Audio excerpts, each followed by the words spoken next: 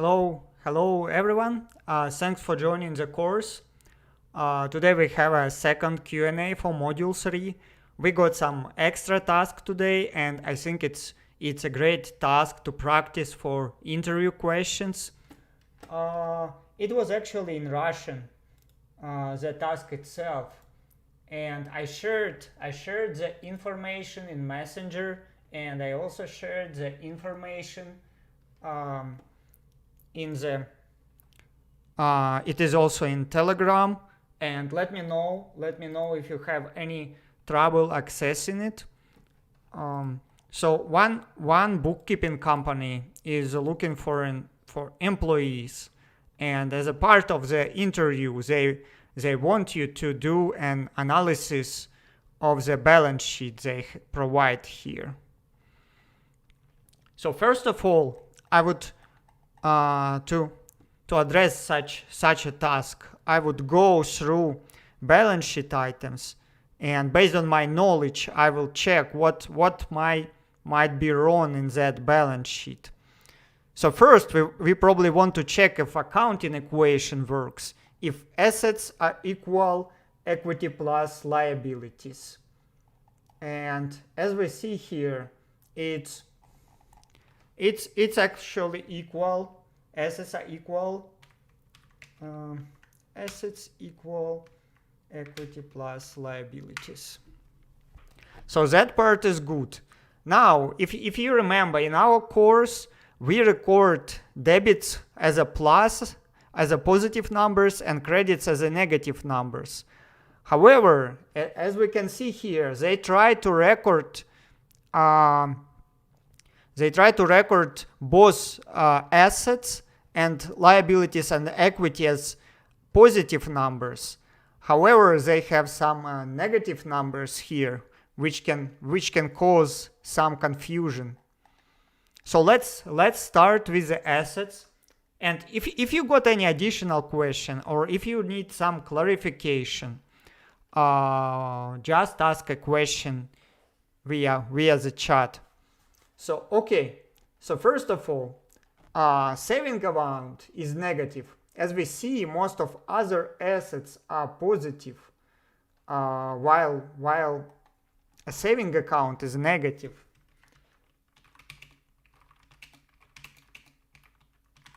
So we will be writing down issues here, and then we will think about what the root causes of the issues might be and how we can probably fix them.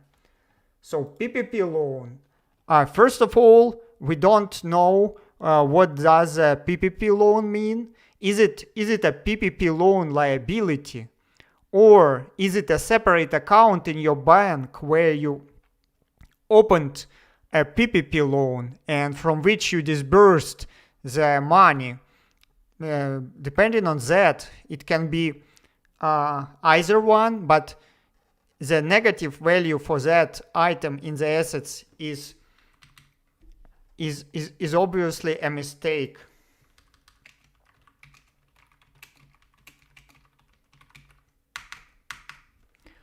Okay, what else do we have here? PayPal. PayPal.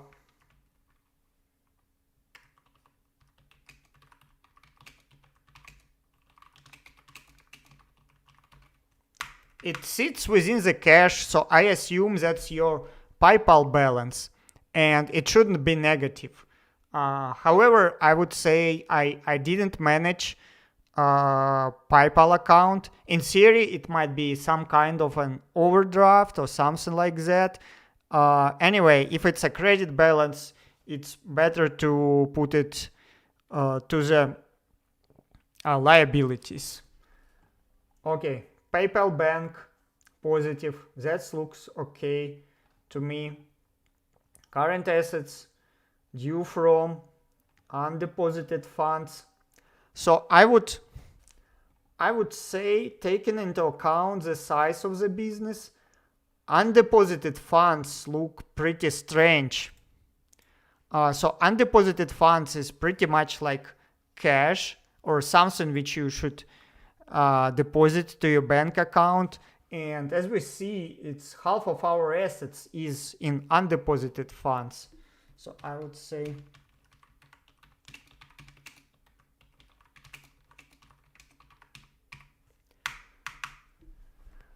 as we noted, our saving is negative while we have a lot of undeposited funds. So maybe we have been depositing the funds, but we just do not make an entry where we will credit undeposited funds and debit savings. But that's just a hypothesis about that.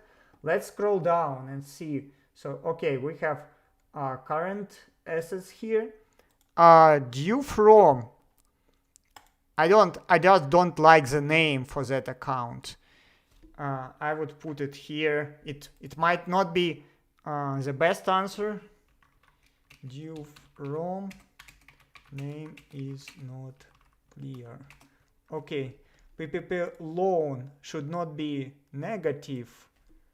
Also, it is not clear if it is checking or so for PPP loan we don't know is it a loan liability or is it a bank account where you got actual PPP loan. Okay, let's scroll down. Current assets. We done with the current assets. Forklift. Depreciation negative, original cost positive, net book value of forklift positive. So that part looks okay. It is okay to accumulate depreciation. It is a contra asset account, and we can accumulate depreciation here up to the cost, up to original cost of the asset. So our forklift net book value can be 0 or positive. So that part looks okay. Now forklift cat, our accumulated depreciation shouldn't be higher than the cost of the asset. That's obviously an error.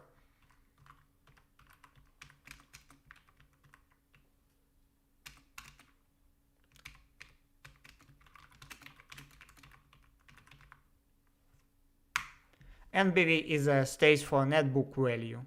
So that one shouldn't be minus 200. Obviously, we overcharge depreciation for that asset, and we probably need to make a correction in the future. Office furniture looks okay. Toyota Tundra, accumulated depreciation is positive. It should not be positive. It should be negative. It's a contra asset account.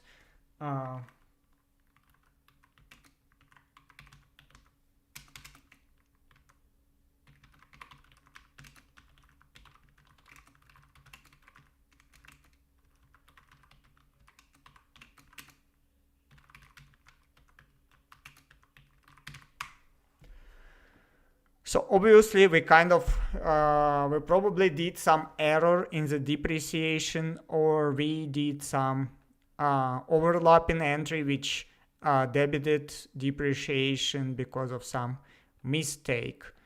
Let's see. Okay, so we covered that. Liabilities, credit card. We have a, as we can see, it looks like our liability and equity accounts are also like positive. So we follow the tradition for the balance sheet, which shows both sides of the balance sheet as positive numbers. So the first credit card is okay, but credit card 2 is negative and corporate account 4 is negative. And I would assume that this means that they have debit balances. So we will say that credit card 2, and what do we have here? Corporate account, sorry, credit card 3, corp account 4 should not have debit balances. It might have happened that we overpaid on some of our liabilities and we have a debit balance on the credit card and on the corporate account. In that case, we need to transfer the funds or we need to correct the error. And let's dive deeper. Loan from. So loan from, let's say, okay, I will do that in the end. I don't like some names of the accounts because they do not provide some substance. Federal taxes, federal unemployment, payroll liabilities, unemployment tax, total payroll liabilities. The formatting is awful, but that's a general comment. Sales tax payable.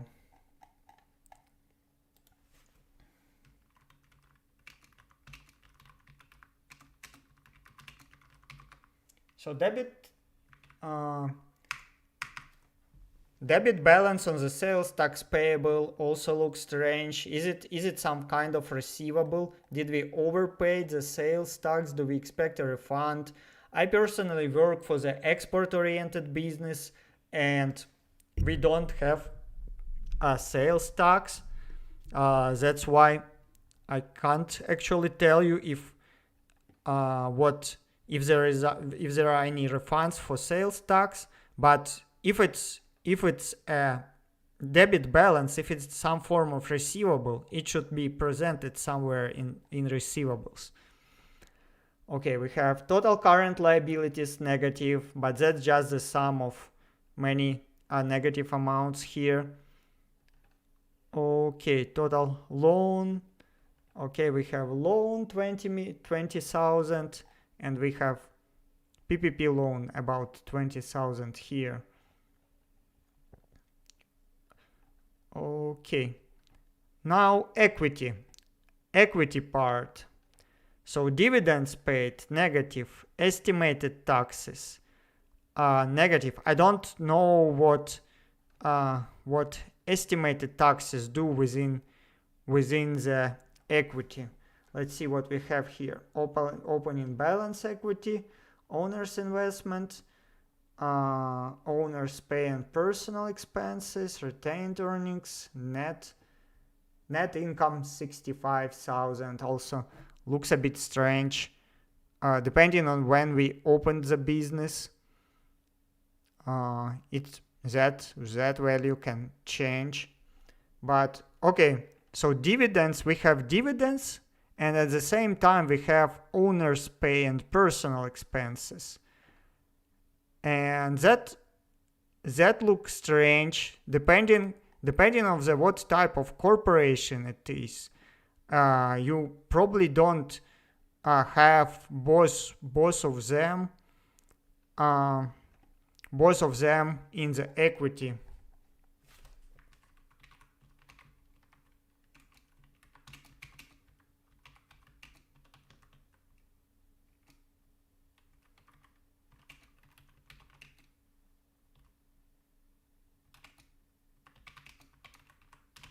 If you are a corporation, you are taxed as a corporation, you pay dividends and reflect that in the equity. If you are LLC, flow through LLC, or sole proprietorship, you do owner's draw and you distribute expenses through the owner's draw. If you are an S corporation, you pay your owners, and you reflect that in the salaries, in the expenses. And then when you distribute profit to the owner, you show dividend paid. So something, either dividends or owner's draw, they should be either within owner's draw, or the owner's pay should be like reflected in the income statement. What else do we have here? It looks strange that we present estimated taxes within the equity, because estimated tax goes in the income statement, estimated tax goes before net income. So net income is income after the taxes. And estimated taxes is probably some item on the balance sheet, like a tax liability. So we will put it in here.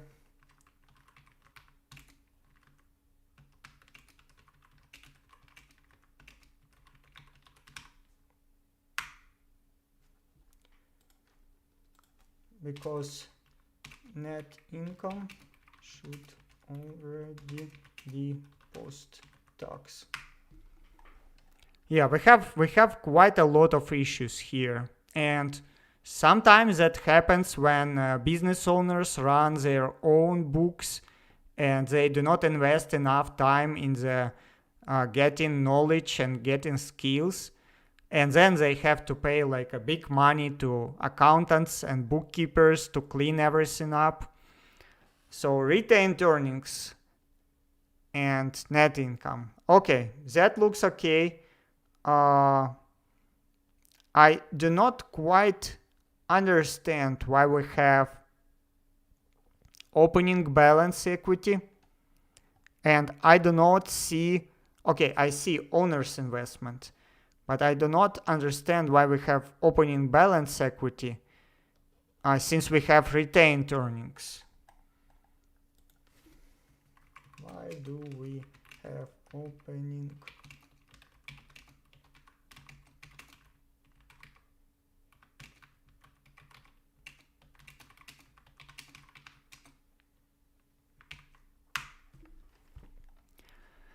So if we look at this business when it was established, we will only have owner's investment at the beginning of the business. Then we will accumulate net incomes in the retained earnings. And then in some balance sheets, we just accumulate everything in retained earnings. In other presentation, we show retained earnings for the previous period, and all net income for the current period is shown here. Let's say that net income not in retained earnings is okay if net income is for current period and retained earnings is for prior period. Okay, we basically have some mistakes here in the every other line of that balance sheet.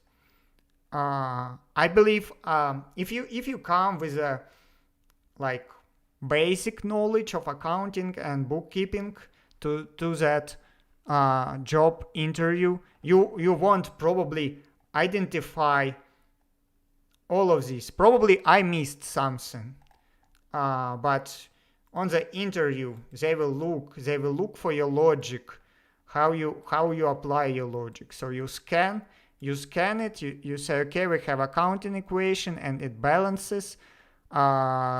It kind of means that when they posted the entries, their debits equal their credits. But now we have strange negative balances within the assets, which assumes that these are credit balances, which we don't have usually. We only have credit balances for accumulated depreciation and receivables provision. And now we also have some debit balances within liabilities and equity, and we probably shouldn't have those too. So that's a high level view of that problem. Let me remove numbering. Okay, so now let's discuss what might be the reasons for these accounts being negative. Let me take a look if anyone. Oh, we have 8 viewers. We have a good day today, a good attendance rate. Okay, So how our savings account can run into negative territory, and what we can do with that. So the first thing I would do is check to bank statement. Obviously, I believe 90%, 99% of the time, bank statement will show 0 or some like positive number. I don't know of instances when we can run into overdraft in the saving account. That can happen with checking account, but with savings, no, I don't believe so. Unless we probably could have written checks against the savings account, and those checks haven't been cashed yet, and for whatever reason we have written more checks than we have cash on hand on that account. So check to bank statement. Let's say checks if checks were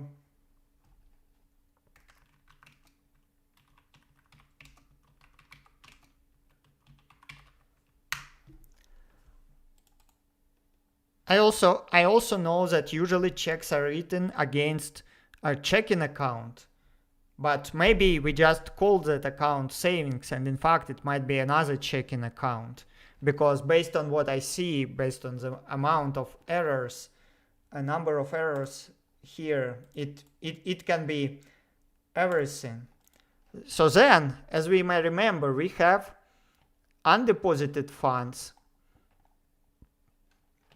So let's say we need to check if we need to apply undeposited funds to that savings account. Let me share a link with you. I just wonder, I don't see like anyone is in that document right now. Maybe it will be more convenient for you to just sit in that document. Okay, so undeposited funds. Then we might want to check if we debit and credit correctly. What if we make debit cash, credit something, credit expense when we actually pay something? That might be the case because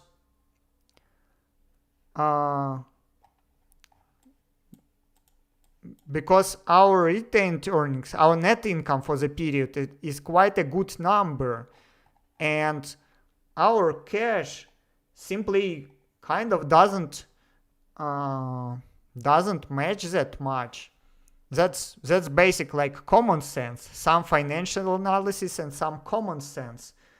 So we have like a negative items here, so we probably overspend. If we sum checking and undeposited, we got something about 60k. What else do we have here? Toyota Tundra. Okay, we have some items tied up in the assets. So our net income for the period is 65,000, and we don't have much cash, even assuming that undeposited funds will net with the savings. Our cash balance looks strange compared to our net income. Let's take a further step. What else could have happened with that? Let's say worst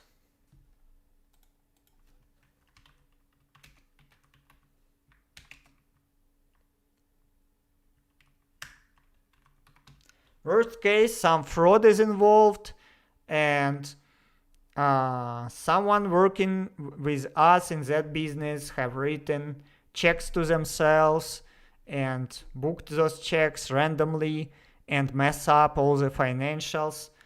I wouldn't dive into that in the interview if I don't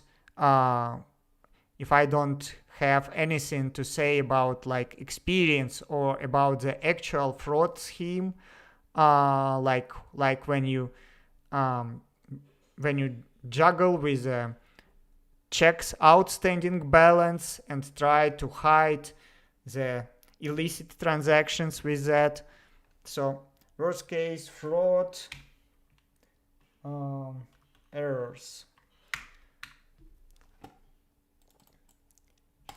I will add one more item for QuickBooks and other system. I would say the bank statements might not be imported correctly.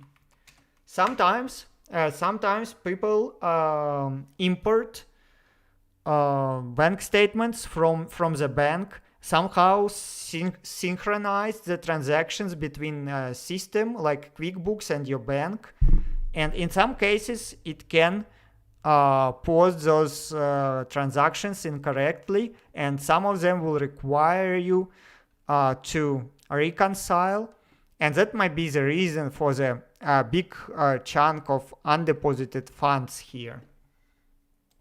Okay, I will highlight that.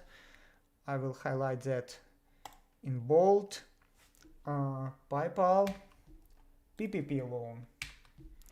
So I would say first, if PPP loan is a liability, reflect it within the liabilities.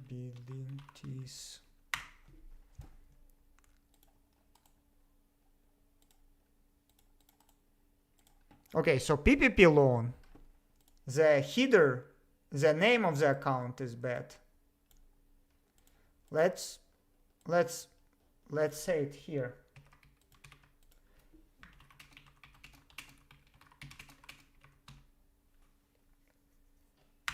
Okay. Also, I would tell a few general comments.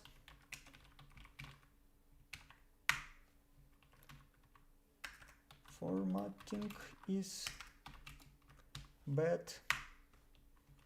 Account naming is bad.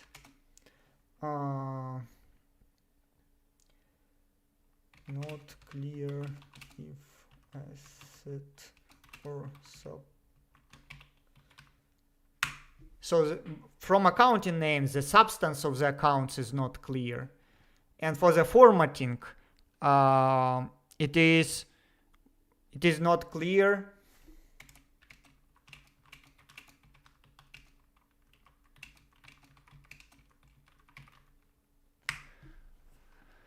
So we have like savings and PPP loan at some first level accounts, and then we have other accounts which are probably also first level accounts because we sum everything up here, but they are with some tabulation, and they're just not clear, and the total is, so the distance here is just random. And so formatting is just random. It doesn't reflect the substance of the balance. It's just not accurate, like everything is. Due from, like a PPP loan, due from. So due from whom? Due from owner, due from customer, due from, I don't know, IRS. So due from is just not a good name for the accounting. And I cover that with a general comment here. The names of the accounts should reflect the substance of what's happening in the accounts. Okay, let's see. If it is a liability, reflect it within the liabilities. If PPP loan is a checking account, where we got the loan it should not be negative.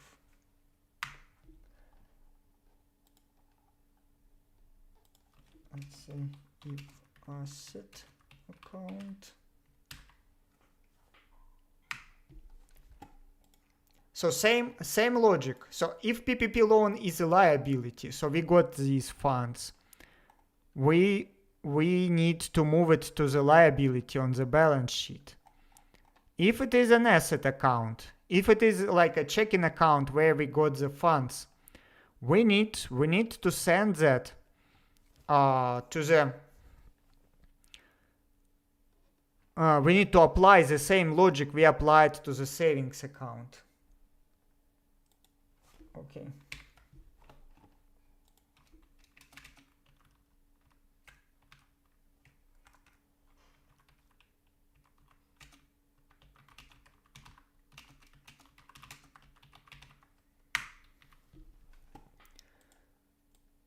And we will cover that in the next module. There is a procedure called bank reconciliation.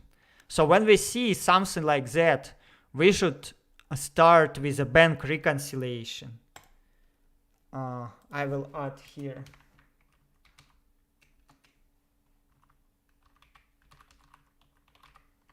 I have a video about that, and you can find some theory and other videos in the internet. Let's highlight it by red. So in that situation, we need to check every other account. Okay, PPP loan covered.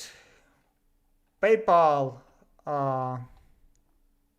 within. PayPal within cash should not be like negative. Same logic.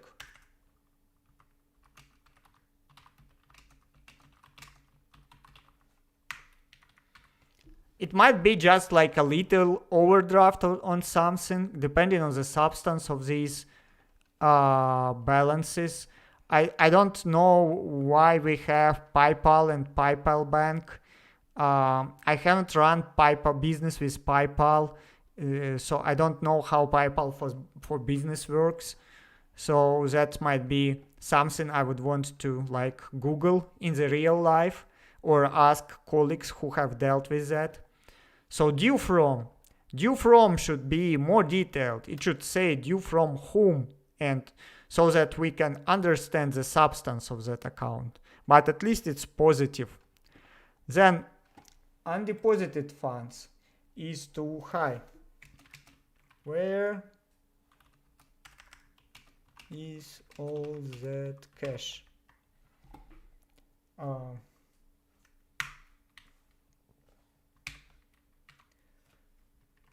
Should have probably been allocated to savings cash.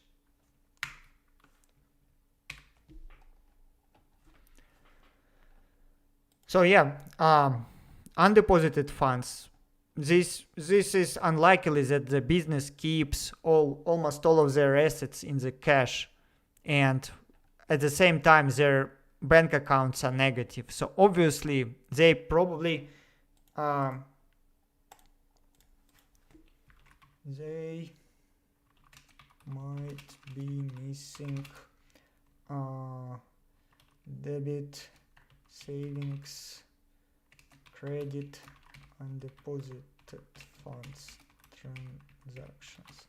So maybe they are depositing funds, but they just don't care to make a proper transactions.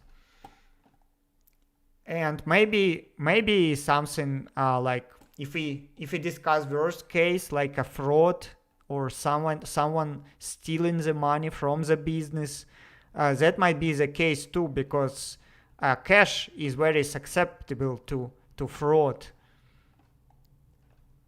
Due from, name is not clear. So here, obviously, we overcharged.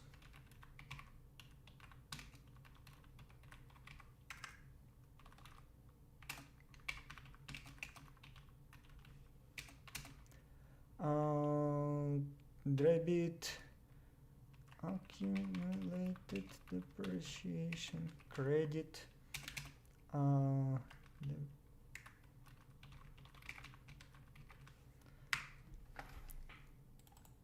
Again, naming here is not good.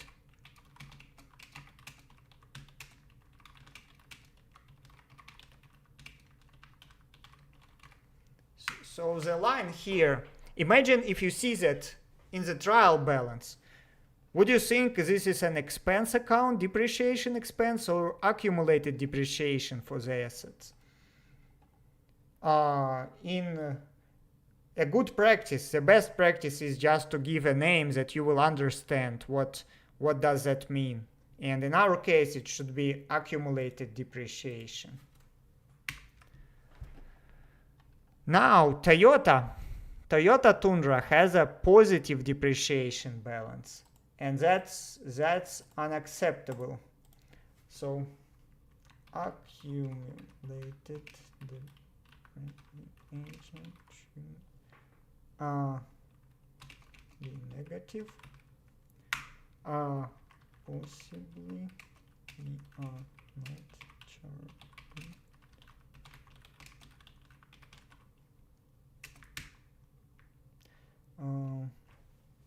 So when we do like that, we might have, if our depreciation account for the expense is called depreciation, and our accumulated depreciation account for accumulated depreciation is called depreciation, we might have just misused debits and credits, and we might be debiting accumulated debt.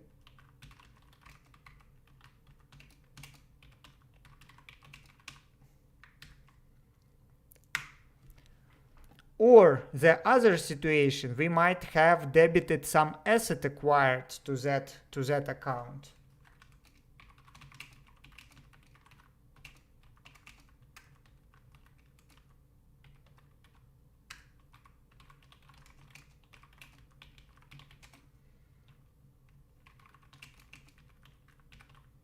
So in both situations, we need a correction here. Now, what about credit cards? Positive, negative balances on the credit card. I will add a clarification here. Negative. That's why I do not like that presentation when we have everything positive. When our equity is positive, liability is positive, and asset is positive, it's harder to understand where we have a debit balance and where we have a credit balance. But okay, we need to be able to work under both conventions. So let's see here what might be the drivers for that. We overpaid these accounts. We need to transfer payment to checking. But first of all,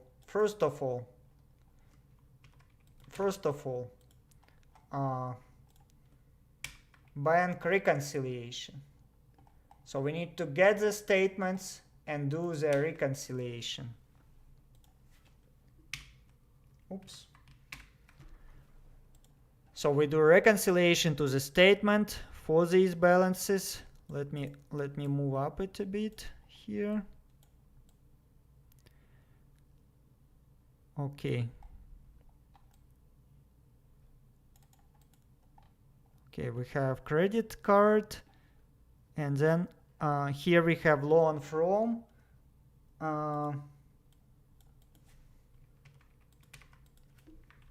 Loan from, bad name. It's not very bad, but it's better to understand what loans are those. Why do we have them on a separate lines? Sales tax payable. Okay, why does it go under? Okay, I probably Okay, I will move it here. And that one is finished. Okay. Payroll liabilities. Look okay for me, but I'm not a payroll expert. I don't actually sure that we have federal taxes at 0. I don't see any other like accrued payroll, but that might be the case if we are cash basis taxpayer. But we might have, if we have accrued taxes, we might have also accrued payroll liabilities, which we miss here. Sales tax payable, debit balance. Again, I'm not a sales tax expert. I get that might be some overpayment.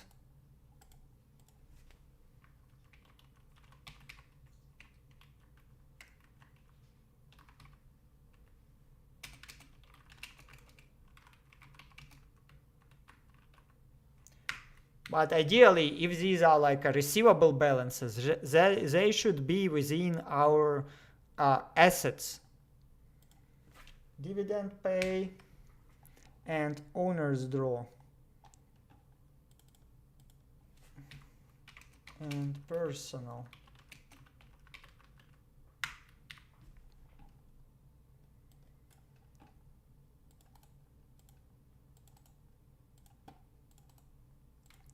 Okay, we have what owners pay.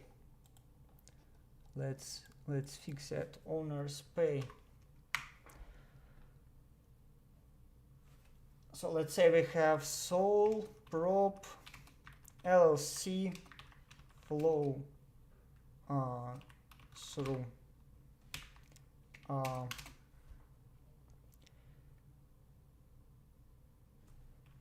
we should have owners draw account includes personal.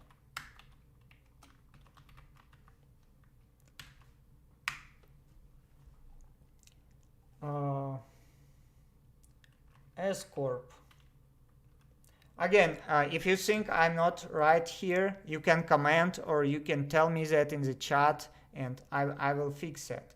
So S Corp is the one which is a flow through, but you need to pay a salary to owner.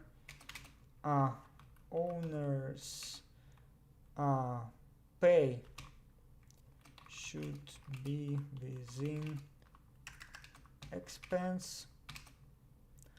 Owners draw personal dividends.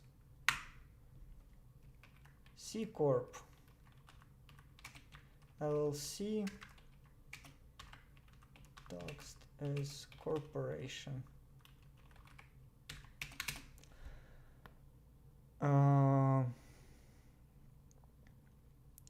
Again, this should have dividends.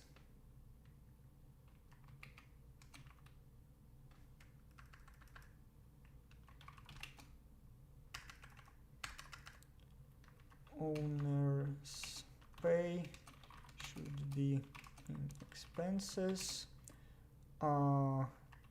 Dividends should include owners draw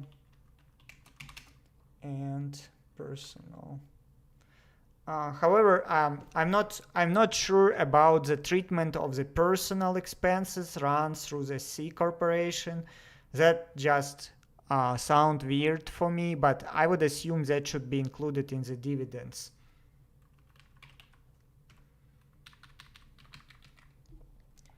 Okay, estimated taxes. Looks like tax liability. Net income should be already post-tax. Okay, and owner's equity. Opening balance. might be some double count or some expense booked incorrectly. So let's see if it's a negative, if it's a debit. Yeah, opening balance equity is negative and is a debit. So that just looks strange. So it might be some expense or owner's draw.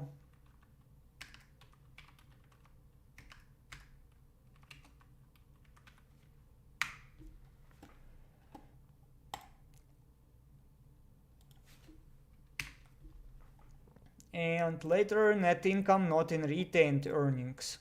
It's okay if it's a net income for the current period and retained earnings show the income, accumulated income for the previous periods.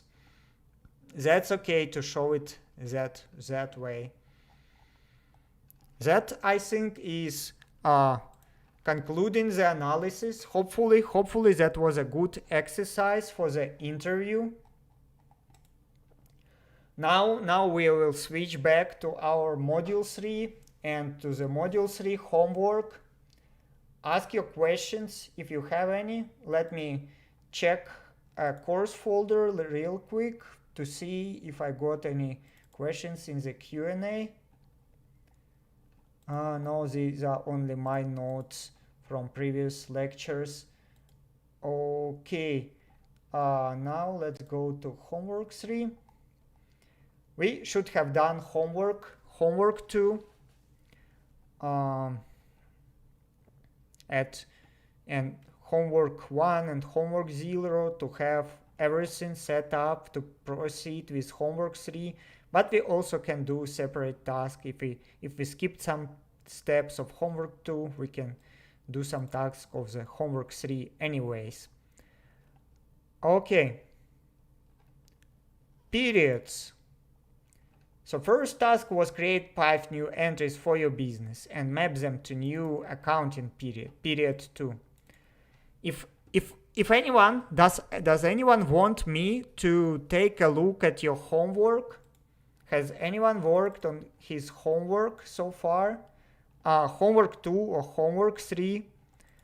I see Maria did some updates recently.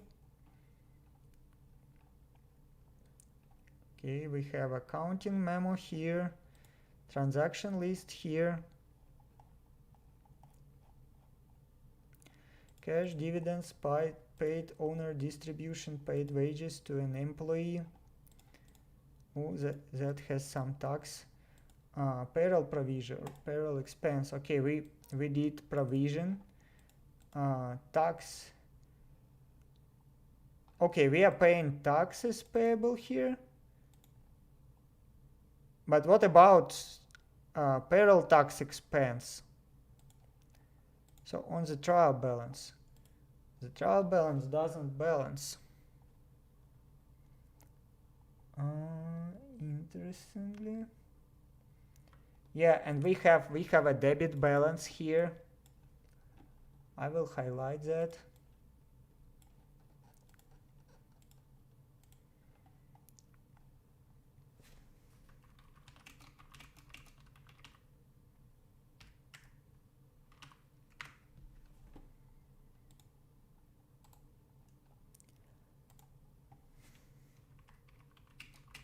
Where is accrual for tax expense? So if we assume that relates to provision,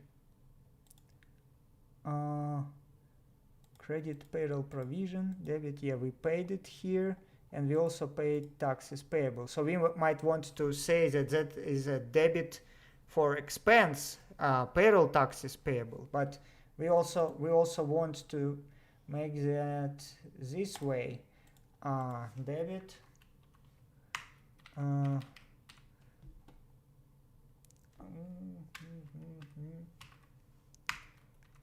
debit payroll tax expense admin.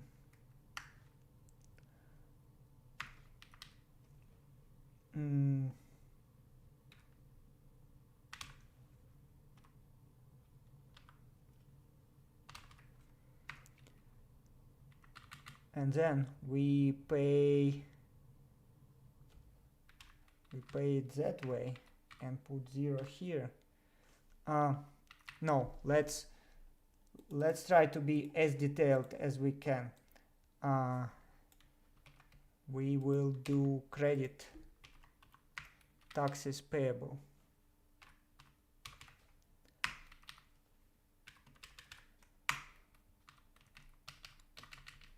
Okay, so now it should work. We only need to add some new accounts to the trial balance. Let's see what we have in the trial balance. Payroll provision, taxes 0. Payroll provision doesn't reconcile. Payroll provision 2000 cash. That's strange. Let's use auto filter.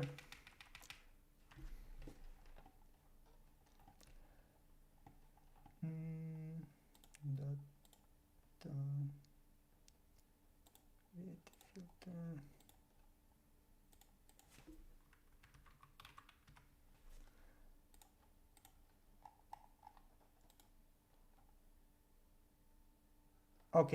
Okay, I see what's going on.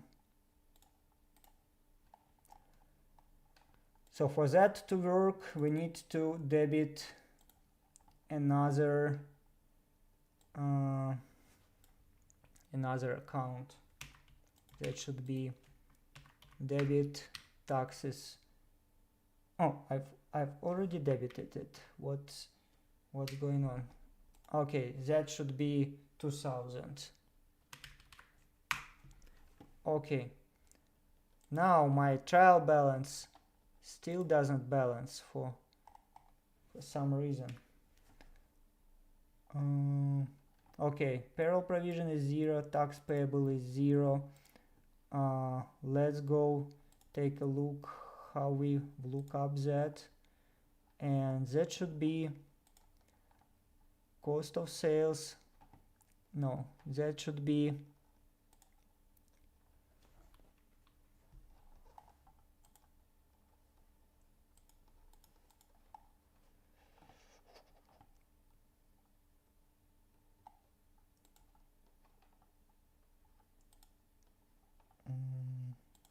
cost of sales.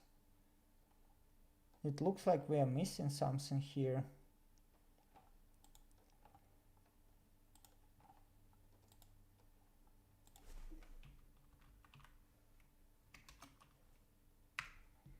Okay, we have cost of sales, but we don't have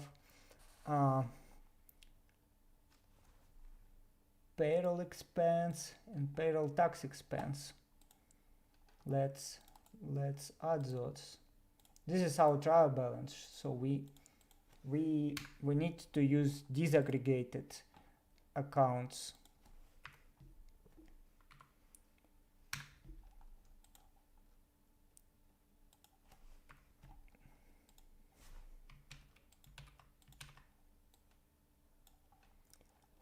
I highlight everything in yellow where I change something, and for that one we need to look through line 33. Okay, this way we reconciled balance sheet. Still doesn't balance, but I leave it as is. I fix that, I leave that for Maria to finish. Maria, if you have any questions to that, you can contact me in the messenger or Telegram, and we can discuss that. Let's go back to our homework. Okay, practice new entries. Periods. Accounting periods. Let's close that. Okay. So what I mean by accounting periods is to go to your transaction list, and in your transaction list, in the column accounting period, allocate some of your entries to period 1 and some of your entries to period 2. Like here I did some for period 1 and some for period 2. And we did that on the previous Q&A. Okay. And then from transaction list, go to trial balance and make sure you have the same periods here. And then use a SUMIF function. The same way I used SUMIF here. You just SUMIF 2 periods. If you remember from the lecture, from the module 3 MIT lecture, we discussed that we have permanent accounts. Let's see where we say that. Okay, so first of all, we use accounts to classify and summarize the transactions. And we need our accounts to be as detailed as possible to better understand the substance of our transactions. Now we put all repetitive transactions of the same nature in the separate account. So we have T account. We have T account, which might which will look something like that. T account. Debit on the T account is on the left, credit is on the right. We created for assets, liabilities, stockholder equity, and this is the same rules we apply for debits and credits. So basically T accounts are to better understand debits and credits. And we have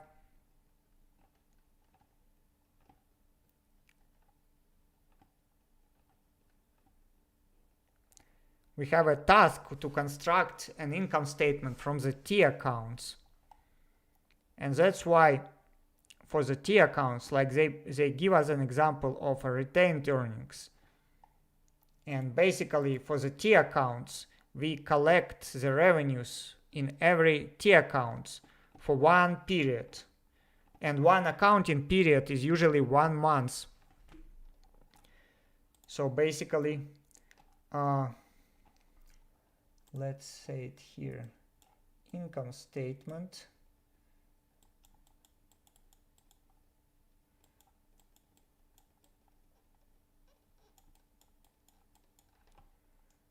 One month.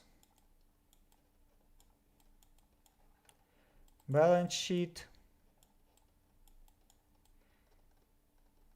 Cumulative. Okay, my writing with the mouse is just awful. So basically what they show us here in the MIT lecture is that for 1 month you record your revenues and expenses in the T accounts. Again, T accounts is something which you use with a pen and paper. In QuickBooks there is basically no T accounts. In spreadsheets there is no T accounts. That's something you use with a pen and paper. So you accumulate revenues on the credit side for 1 month, only for 1 month. At the end of the month, you calculate the totals and you move these totals. To your retained earnings and calculate the net balance on your retained earnings. And the next month, you start all these T accounts from scratch, from zero, from no transactions. You accumulated your monthly result in your retained earnings. But for the balance sheet, so retained earnings is a balance sheet accounts. For retained earnings, your result sits in your retained earnings accounts like forever. It's accumulated from the first day of your company till the last day of your company. So here we say it, revenues, expenses, and dividends are temporary T accounts. Information changing in retained earnings pertaining to a single accounting period is collected in these temporary accounts. At the end of the accounting period, balances in these T accounts in revenues, expenses, and dividends are transferred to retained earnings. So that's what we did here. The temporary accounts are set to 0 at the end of an accounting period in order to start collecting information for the next period. Revenues, expenses, and dividends are flow accounts. Retained earnings is a stock account. In fact, all balance sheet accounts are stock accounts. That's why when we do that exercise, period 1, period 2, we're just trying to show that our balance sheet is cumulative over all periods. And our financial results, our profits and losses, they are periodical accounts. They occur in one period and they stay in that period.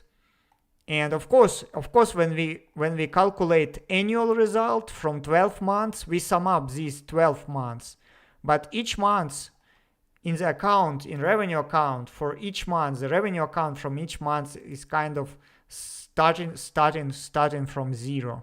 And your result is accumulated in the balance sheet in retained earnings. So you accumulate that in retained earnings. Okay, let's see what we have for the homework. So we did that. Here is the practice. The practice for the QuickBooks. Has anyone got any problem with setting up free QuickBooks account and practicing? If you have, go throw me a question and we will look into that. Usually if you have a problem with you can't register your email, you might just try to register another email and register your QuickBooks for the new email. That worked for me. Otherwise, you need to make sure that you are registering QuickBooks for accountant's account, and it should be completely free, and you should be able to practice the entries there. And you will also have an access to QuickBook courses and certifications, which they have here. Okay, so what do we want to record in QuickBooks? Equity investment. We actually practice that. And you should already know how to do that. Now we have 5,000. We got into a contract with a customer to do some job, some project, landscaping project for them for $5,000. What do we do when we get such contract? In fact, we haven't earned that revenue yet. We entered in the contract, but no exchange of the economic benefits happened. We just entered in the contract. We haven't performed the work yet. So the earning process will happen when we actually complete the job. And now we need to record that. We need to record that in QuickBooks. Let's go take a look. I've already recorded, and I got actually a link. Let's see here. Let me find my account. Okay, it's here. And let me go find the video for you. Invoice revenue.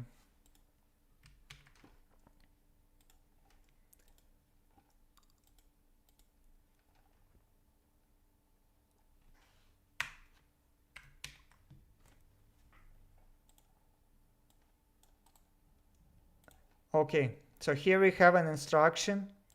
We agreed with a subcontractor to perform the services for $3,000, and we promised to pay them next month. Again, same situation. We just agreed for some work, but nothing has happened yet. and we will owe the money to the subcontractor only when we perform the services. Okay, and I also should have that explanation here. Sale revenue, expenses. Okay, great. Expenses here.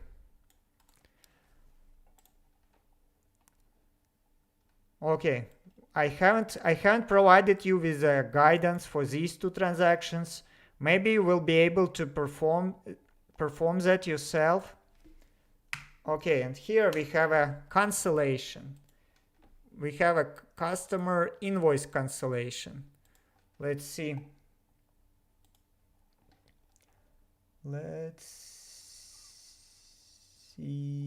Okay, it's here. So I have these videos, and when you have time, you can review that and do that in QuickBooks. I will only remind you that when you record revenue, you go to new and you make invoice. That's when you record an income from customer, and that's not a cash income, just accounts receivable, which is our situation. And when your invoice is paid, you receive payment. And similarly, when you got an expense, first you record a bill to recognize accounts payable, and then you pay that bill when you actually pay that. And then I also ask you to cancel both invoice, to cancel and reissue invoice, and to cancel and reissue a bill. And I will send you guidance further down the road for that part of the course. Okay, so what do we have here? We have T accounts. Has anyone find T accounts useful for understanding? Can you please comment in the chat?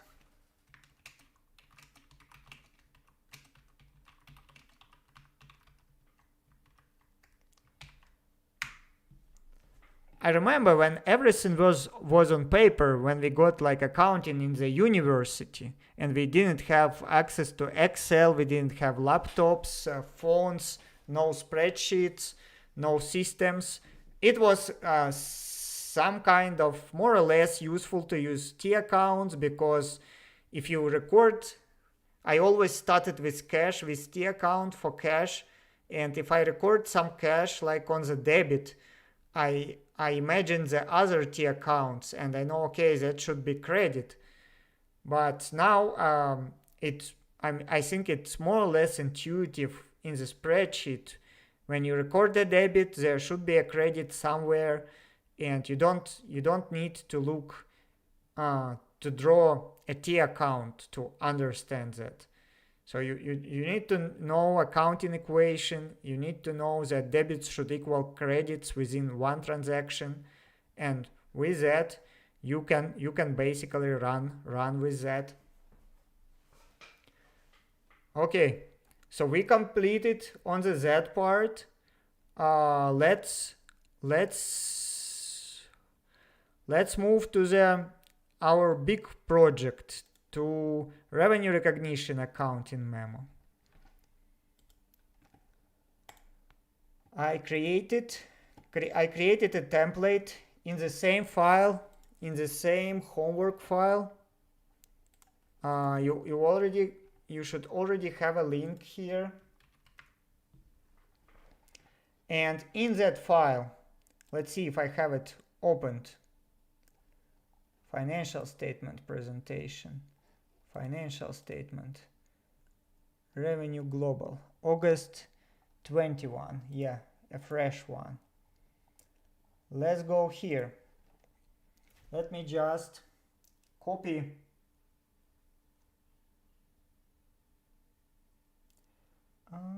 print screen. So I'm trying to show you here what your thought process should be. your thought process regarding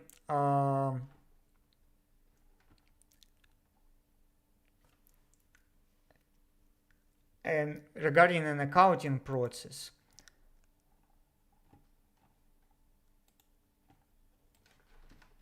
Okay, for some reason my print screen works on the other screen. Okay, let me do it that way.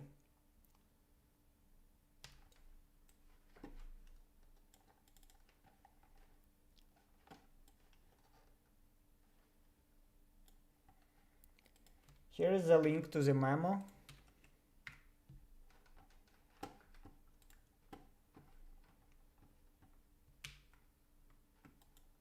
Okay. Okay. Sorry for some delays. Not always working good from the first attempt. Okay, finally.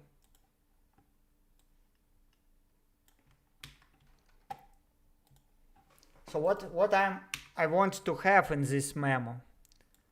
I want to have a 5-stage of revenue recognition, and I want to look at our problem when we acquire QuickBooks Tax Online, and that is a software as a service, and we wanted to recognize like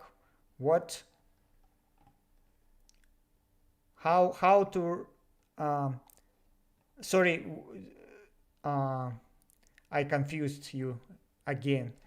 We sell QuickBooks and TurboTax Online as a software as a service. This is our revenue recognition, not expense recognition. I'm sorry.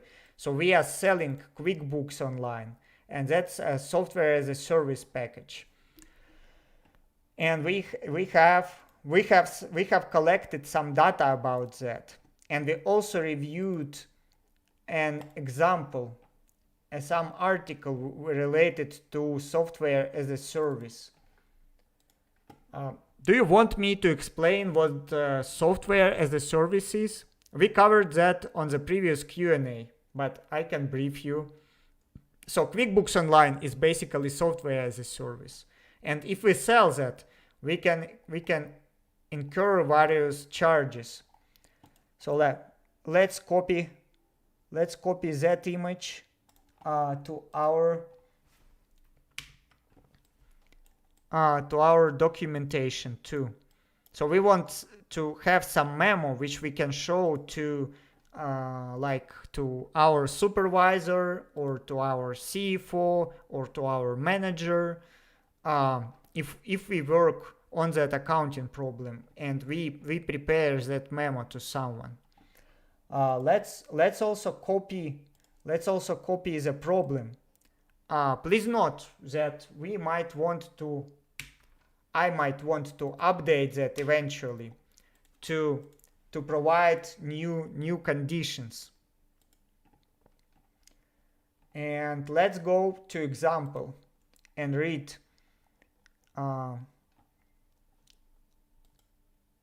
Sorry, let's first just say that we have 5 stages. First one was identify.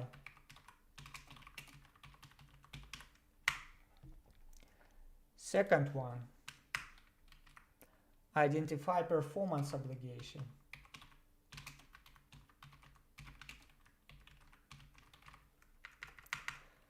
If I go for accounting job interview, I would not bookkeeper. Bookkeepers can live without that, I would assume. Accountants need to know that. So bookkeepers do what bookkeepers do, they just record some transactions.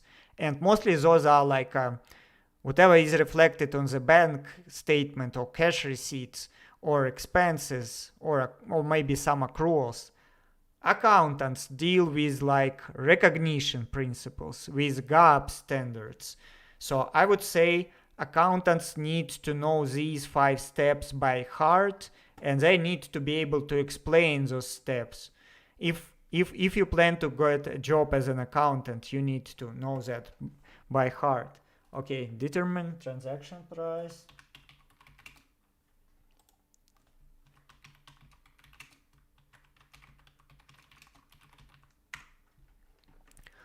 Allocate transaction price, recognize revenue.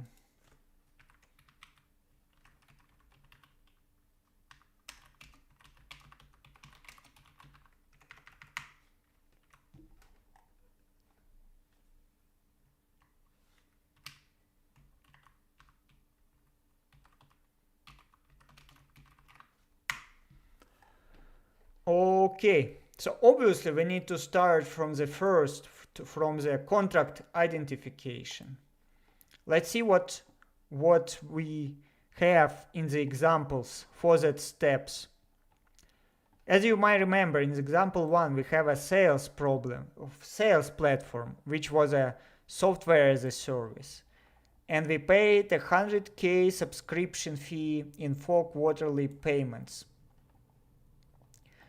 Okay, the customer contract would need to be evaluated to ensure that it is enforceable, both from a legal and accounting perspective based on the guidance in ASC. For instance, Vince would need to consider whether both parties are committed to perform their respective obligations under the contract. Moreover, Vince would need to consider whether a portion of the contract may actually contain a lease for the right to use the company's server space. If so, that portion of the contract would be accounted outside SC. Okay, let's check the second example.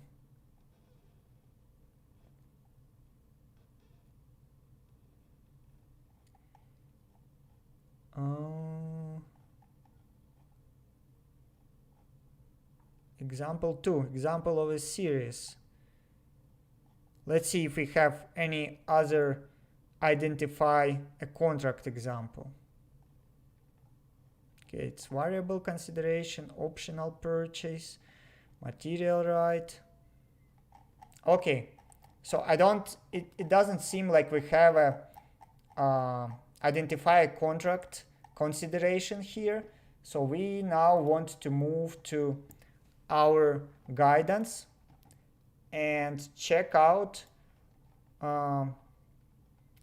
scope and identify. So we need to look into chapter 2 of the guidance and see if we see anything useful here. So the first step is to determine if contract exists and whether that contract is with the customer. In a real world, we will have some contract.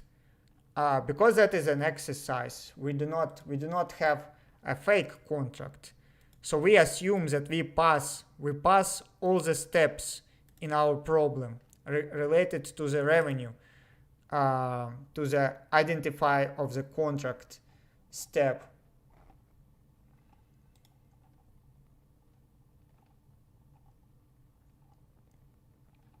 So they say that it might not be one contract, you might have many contracts with customers, and if they are similar contract, you can apply that guidance to a portfolio of contracts. But you need to have a contract, and it can be written contract or oral contract. Oral contract is still a contract. It depends on your customer business practice.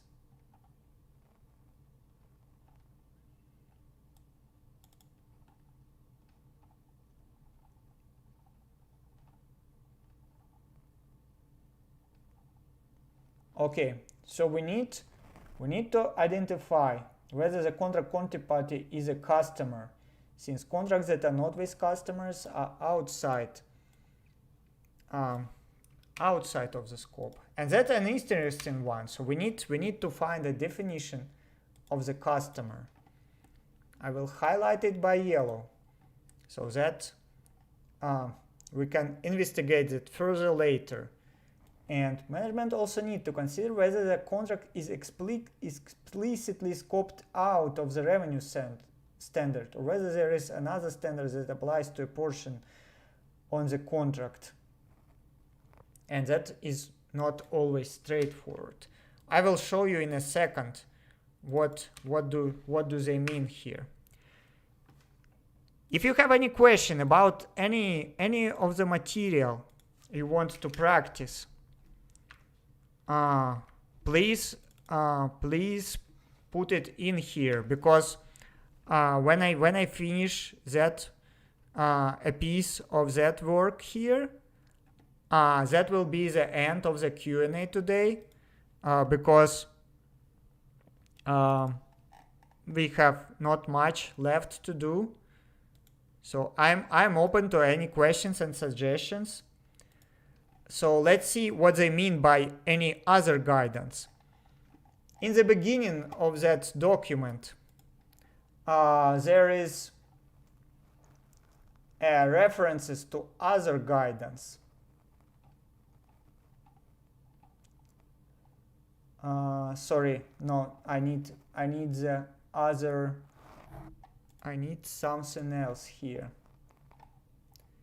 I need.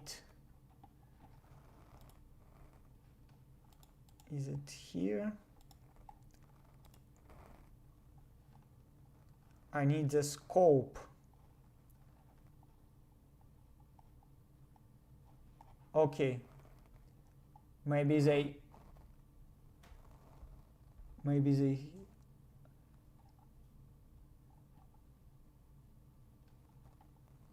Okay, here we have it. Yeah, page 16. The standard specifically excludes from the scope certain types of transaction. Leases, contracts in scope of ASC 944, financial services insurance, financial instruments and other contractual rights or obligations in the scope of the following guidance: ASC 310, 320, 323, and so on. So basically, we need to make sure that transaction is excluded. And let's say where let's say our analysis. If the contract exists, yes, contract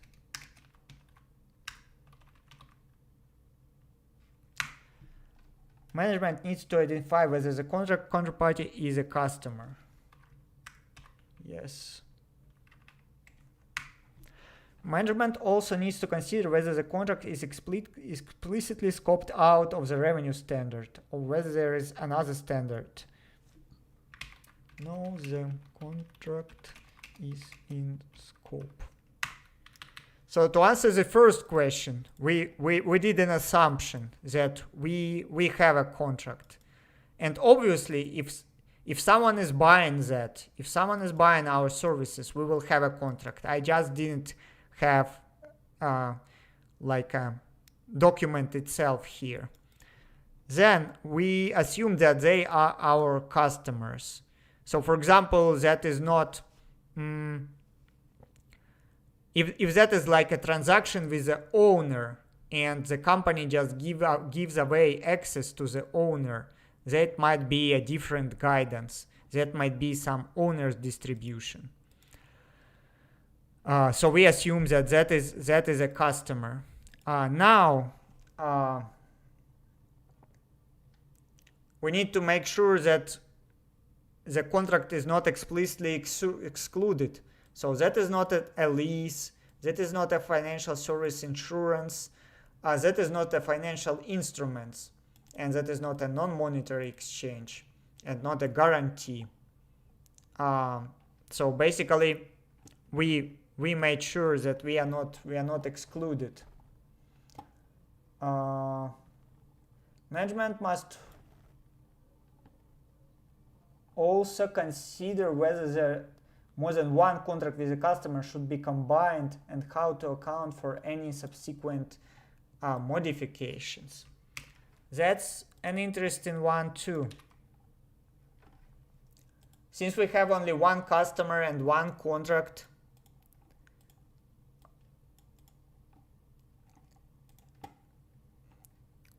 we can conclude that we will look only on our situation, and we do not have anything else combined. We do not have anything else to combine.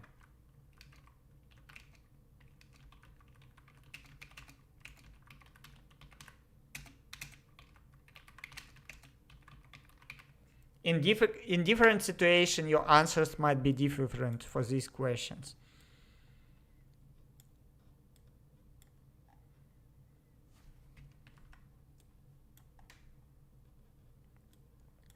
Okay, let's see what else other guidance have to us. So we have a scope here, and we already reviewed the scope, and we say that our contract is within the scope of revenue standard, not in the scope of other standards. Credit, depository saving, gaming contracts. That's an interesting one. Gaming contracts, insurance, revenue. Revenue from transaction or events that doesn't arise from a contract with a customer is not in the scope of the revenue standards. So that's for question here. Let me enter the link to guidance.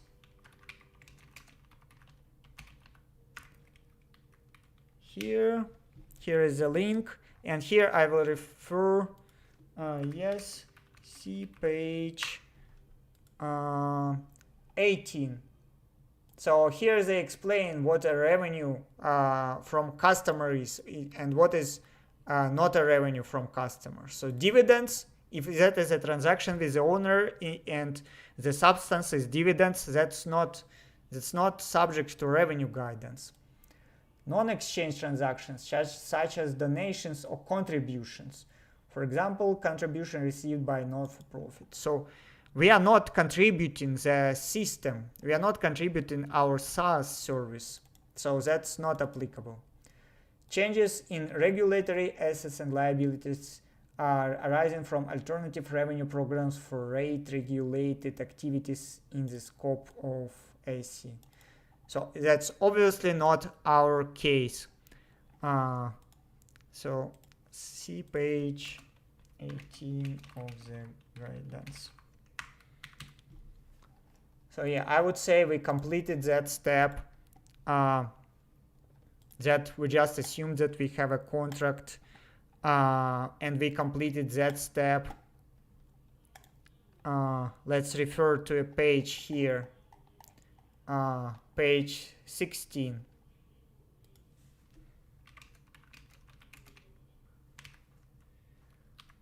Okay, and management must also consider. Okay, and we completed that step. Let's see if we have something else to consider for the first step. Evaluation of non-monetary exchanges. We have some examples here. Contracts with components in and out of the scope of revenue. Election to combine lease and non-lease components. So we have a bunch of stuff here. If we use, and lot of the provisions is not applicable to our example. So we just need to remember that when we have a different operation, we need to run through all of the processes, and you need to do such procedure for every different contract. So if you have a similar contract, but you have like three other items which are different, you will need to run through the standard again and make sure that you do not have a lease component in it, or if you have components which are in and out of the scope, and so on. Sale of future revenues. Sale and transfer of non-financial assets.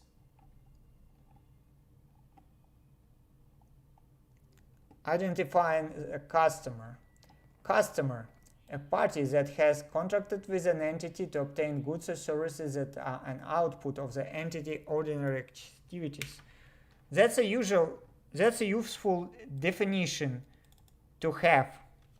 We already know that if if we contributed items to a charity, or if we distributed items to the owners, or if that's something related to regulative activities, that's not a sale for customer. But let's just have the definition in our document. Okay, identifying the customer. In our case, we have more or less straightforward situation. Here we have guidance when the situation is not straightforward. And we have various schemes to determine if our customer is really a customer. And we have a multiple party situation. Okay, identifying the contract. The revenue standards define a contract as follows: an agreement between two or more parties that creates enforceable rights and obligations. Let's put it in here in that step, and let's highlight enforceable, because that's important. Okay. A contract can be written, oral, or implied by a reporting entity's customer business practices.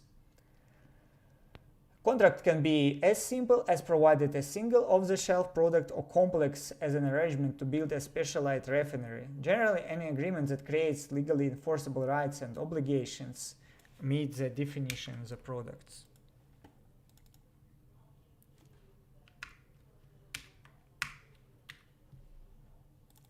Okay, my formatting is obviously not great here, but whatever. So far we are just drafting the memo. Okay, legal enforceability depends on the interpretation of the law and could vary across legal jurisdictions. So you need to remember that the contract might be oral or in any other form. And the main thing you need to look at is whether it is enforceable in the jurisdiction. For example, in United States, revenue oral contract might be enforceable. In some other jurisdictions, you only need a contract in the written form to be enforceable. Evaluating legal enforceability of rights and obligations might be particularly challenging when... Okay, let's copy that too.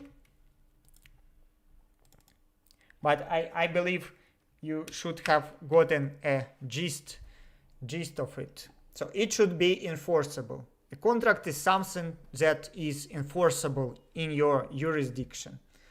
Sometimes the parties will enter into amendments or side agreements to a contract that either change the term of or add to the rights and obligations of that contract. These can be verbal or written changes to a contract. Side agreement could include cancellation, termination, or other provisions. They could also provide customers with options or discounts or change the substance of the arrangement. All of these items have implications for revenue recognition. Therefore, understanding the entire contract, including any amendments, is critical. And that's also very important. So I will say it shortly here. Take into account all the amendments. So we need to take into account the amendments to the contract. Contract with customer required criteria. All of the following criteria must be met before a reporting entity accounts for a contract with a customer under the revenue standard. An entity shall account for a contract with a customer only when all of the following criteria are met. The parties to the contract have approved the contract. The entity can identify each party rights regarding the goods or services to be transferred. The entity can identify the payment terms for the goods and services to be transferred. The contract has commercial substance. Okay. Now, that is something big here. And we probably need to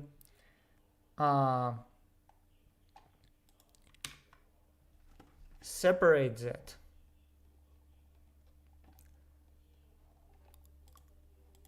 Okay, I will separate that and I will highlight. We will return to that later. Now let's scan the guidance further. Contracts. We have all details which says us how we meet that requirement, how we say that the contract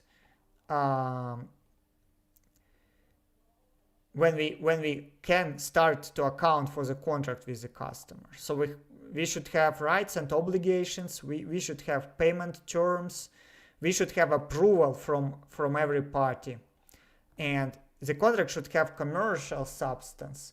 That is the risk, timing, or amount of the entity's future cash flow is expected to change. And so it shouldn't be like a fake contract. Okay.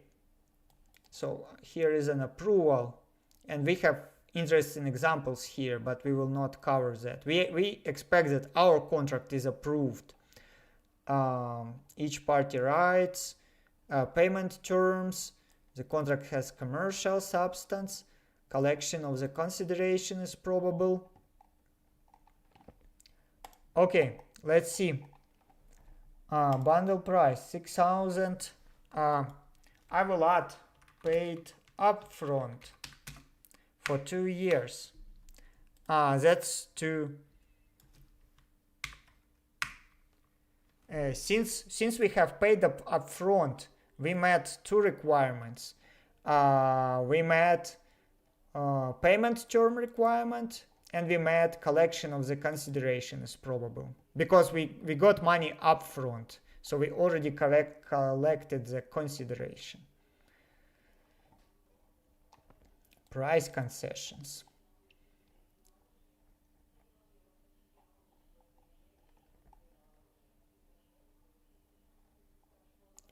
Okay, I will probably stop. We've already passed 1.5 hours today. I will stop at the price concessions. Let's note it here. Price concessions. Because that point might have an impact on our contract, but for today we are kind of more or less certain that we have a contract with a customer, and the contract has enough the contract has substance and has enough criteria, has met enough requirements to be recognized. So the list of requirements is here. We have parties, we have rights and obligations, we have payment terms, we have commercial substance, and we have a collectibility requirement. We met collectibility requirement because we collect everything upfront. And next time we will start with price concessions. Okay, so thanks everyone for coming. Tomorrow we will have a Russian Q&A. I will briefly repeat everything we did today in Russian, and hopefully I will get some questions. So we will cover balance sheet in Russian, but I will spend much less time on it. And then I will continue working on the memo. Maybe we do a bit of QuickBooks exercises. But every task will be in Russian. And for today, thank you for coming and watching the lecture. Hopefully you get good value from it. We did a great work today in terms of accounting research and in terms of balance sheet review. Where is it? Interview case. I believe we did a great job here. Anonymous Wombat. So have a good night. Bye bye.